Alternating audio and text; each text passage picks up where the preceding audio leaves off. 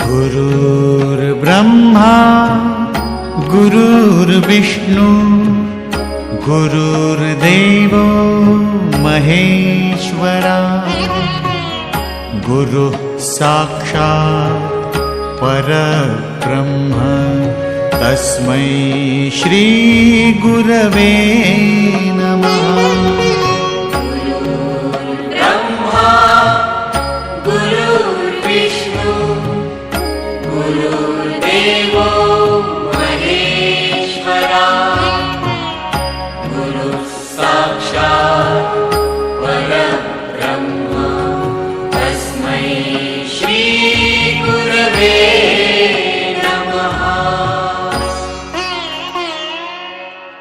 गुरुर्ब्रह्मा गुरुर्विष्णु गुरुर्देवो महेश्वरा गुरुः साक्षात् परब्रह्म तस्मै श्री गुरवे नमः। ब्रह्मा गुरुर्विष्णु गुरुर्देवो महेश्वरा गुरुः साक्षात् परब्रह्म तस्मै श्री गुरवे नमः। गुरुर्ब्रह्मा गुरुर्विष्णु गुरुर्देवो महेश्वरा गुरुः साक्षात् परब्रह्म तस्मै श्री गुरवे नमः। ब्रह्मा गुरुर्विष्णु गुरुर्देवो महेश्वरा गुरुः साक्षात् परब्रह्म तस्मै श्री गुरवे नमः। मातांना आणि सर्वांना मी पहिल्यांदा नमस्कार करतो. दादांच्या चरणी मी प्रथम वंदन करतो. मी जे काय बोलायला उभा आहे त्याच्यामध्ये दादांची सगळी कृपा आहे असं मी म्हणतो. तर गुरुपौर्णिमेच्या सगळ्यांना मी हार्दिक हार्दिक शुभेच्छा देतो. व्यास महर्षींच्या जन्मदिनाच्या निमित्तानं व्यास पौर्णिमेला गुरुपौर्णिमा साजरी करण्याची पद्धत आहे आणि ही अनादी कालापासून म्हणजे त्याला आता वैज्ञानिक दृष्टिकोनातून म्हणून जवळजवळ 10,000 वर्षापासून कार्बन डेटिंग केल्याप्रमाणे जर बघितलं अनेक वर्षांचा इतिहास आहे आणि आपल्या देशाची संस्कृती आहे की आपण आई वडिलांना पण देव मानतो, गुरु मानतो. हे फारच क्वचित इतर देशामध्ये ह्या परंपरा आहेत. म्हणूनच मला वाटतं आपल्या भारत देशाचं हे वैशिष्ट्य आहे.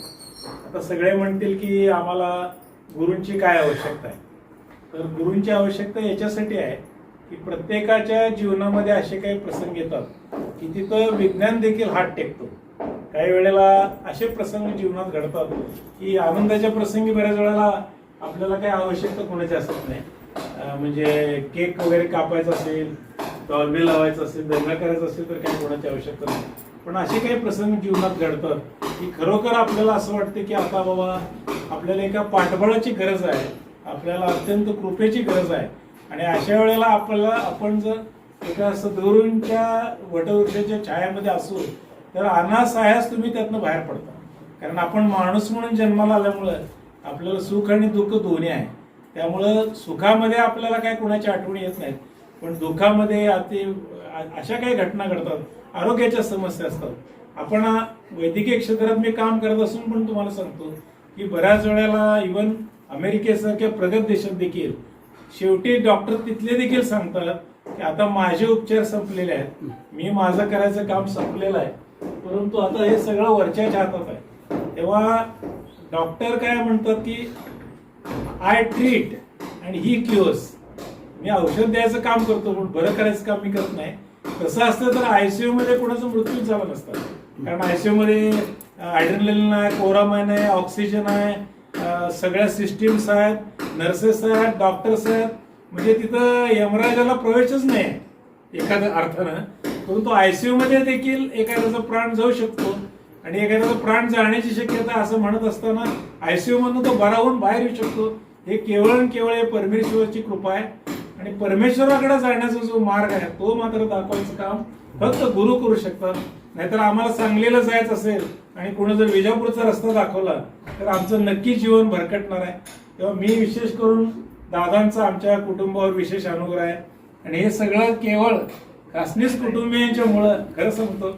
आज मंगला त्या माझ्या प्रथम शिक्षिका आहेत त्या आणि चंदू काका हे म्हणजे आज आमचे पालक आहेत, जत मधले आमचे पालक आहेत. ह्या घराचं मंदिर दादा ज्या वेळेला आले या घराचं मंदिर बनलं आणि या मंदिराचा कृपा प्रसाद हा केवळ खासनीस, पोतनीस, खोचीकर एवढ्यापुरतं प्रायव्हेट लिमिटेड न राहता हा संपूर्ण आमच्या जत भागातील लोकांची, विद्यानगर वासियांची, अनेकांच्या कुटुंबामध्ये अत्यंत परमानंद आणायचं काम आज दादांच्या या सहवासाने आम्हाला झालं. असे सद्गुरू बघायला मिळत नाहीत, खरं सांगतो. अशा सद्गुरूंचा आम्हाला सहवास मिळाला आणि प्रत्येक वेळेला आम्ही यायचो त्यावेळेला ते काहीतरी 1-2 वाक्य सांगायचे आणि मला त्यांनी एकदा सांगितलं की मी त्यांना विचारायचो की दादा समाजात एवढं सगळं विचित्र चाललंय आणि त्याच लोकांचे सत्कार होतात, तेच लोक निवडून येतात. तर ते काय म्हणाले, तुम्ही डॉक्टर बँकेत एफडी ठेवताना म्हटले तशी त्यांची पूर्ण अनेक जन्माची एफडी आहे. त्या एफडीचं व्याज जोपर्यंत चालू आहे तोपर्यंत यांचे सत्कार होतच राहणार म्हटले आणि ह्या भगवंताची कमी आहे, आपला काय त्याचा संबंध नाही म्हटले. पण ज्या दिवशी त्याची एफडी संपेल तुमच्या डोळ्यापुढेच त्यांना पोलीस घेऊन गेलेलं दृश्य दिसेल म्हटले. तेव्हा आपण त्यांच्याकडे बघायचं नाही आणि रस्त्यावर घाण पडते म्हणून आपण चप्पल घालतो डॉक्टर म्हटले मला, कारण ती घाण आपल्या अंगाला लावून घ्यायची नाही. आपण स्वच्छ राहायचं. जर काय आजूबाजूला वाटेल ते असू दे, आपण ज्यांनी सद्गुरूंनी दाखवला जो मार्ग आहे त्या मार्गाने अतिशय सच्चिल, स्वच्छ आणि निरागस मनाने आपण सद्गुरूंच्या पूर्ण श्रद्धा ठेवा.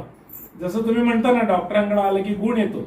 आता डॉक्टरांच्या हाताला गुण आणि सुनेचा पायगुण ह्या आता 2 गोष्टी आपण बोलतो नेहमी, पण आमच्या हाताला हातगुण बितगुण काय नाहीये. ती तुमची श्रद्धा असते डॉक्टरांच्या बद्दल. या डॉक्टरांकडे गेल्यावर आपल्याला बरं वाटतंय, त्यामुळे अशा पद्धतीचे अनुभव येतात. तेव्हा डॉक्टर जे सद्गुरू आहेत आपले त्यांच्या चरणी मी माझी ही आता 2 मिनिटाची बोलले ती त्यांच्या चरणी मी हे सेवा माझी रुजू करतो. आपल्या सर्वांना दादांच्या कृपेनं उत्तम आरोग्य, दीर्घायुष्य लाभो आणि या आजच्या निमित्ताने इथं सर्वजण आलेले आहात. आज पुढची जी जनरेशन आहे मंगलात्या, आज पुढच्या जनरेशनला देखील तुम्ही कनेक्ट करण्याचा प्रयत्न करायला लागलाय. कारण ही परंपरा आपली जी आहे ही आपल्या पिढीपुरती संपायला नाही पाहिजे. आपले नातवंड, आपली मुलं आणि आपले उत्तम संस्कार, गुरूंचे आशीर्वाद हे असेच अखंड चालत राहोत अशी मी दादांच्या चरणी प्रार्थना करतो आणि थांबतो. नमस्कार.